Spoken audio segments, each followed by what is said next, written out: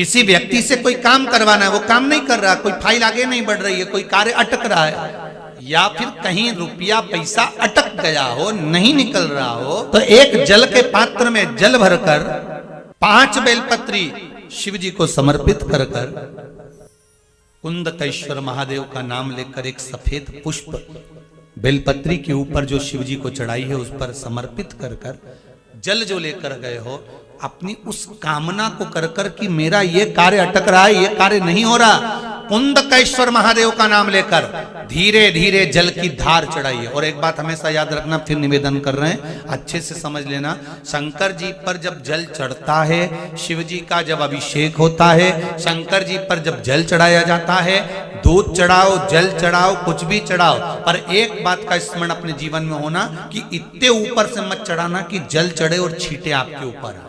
बहुत ध्यान दीजिएगा।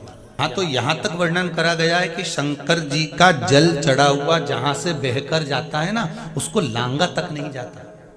यहाँ लांगते हैं क्या? नहीं ना, परिक्रमा भी करेंगे तो वहीं से लौट कर वापिस इधर जाएंगे। शिव जी का जहां से जल बहकर जा रहा हो, चढ़ा हुआ जल जहां से बहकर जा रहा हो, उसको लांगा तक नहीं जाता। और कई लोग बड़े बड़े आनंद में शंकर जी पे इतनी ऊपर से जल चढ़ाएंगे तो वो छींटे पूरे अपने ऊपर आना चाहिए, शरीर पर आना चाहिए। नहीं नहीं, उसका दोष है महाराज, उसका दोष है।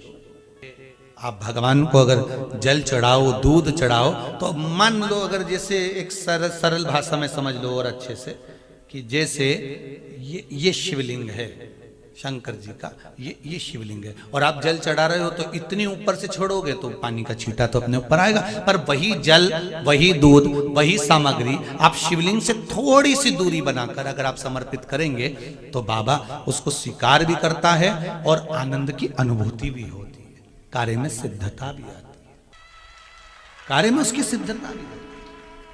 अब तुम तो ऊपर से छोड़ रहे हो जिससे वो पानी तुम्हारे ऊपर ही आए, तो वो एक अलग प्रसंग है, बोलिए एक अलग विषय। बहुत ध्यान देना महाराज, भगवान को कभी भी कोई भी सामग्री, जैसे भगवान के मंदिर में अगर फूल चढ़ाने जा रहे हो, भगवान के मंदिर में अगर पुष्प समर्पित करने जा रहे हो, तो फूल का मुख अपनी ओर नहीं होना चाहिए। फूल का मुख कहां पर होना चाहिए? जम के बोलो जरा, भगवान की।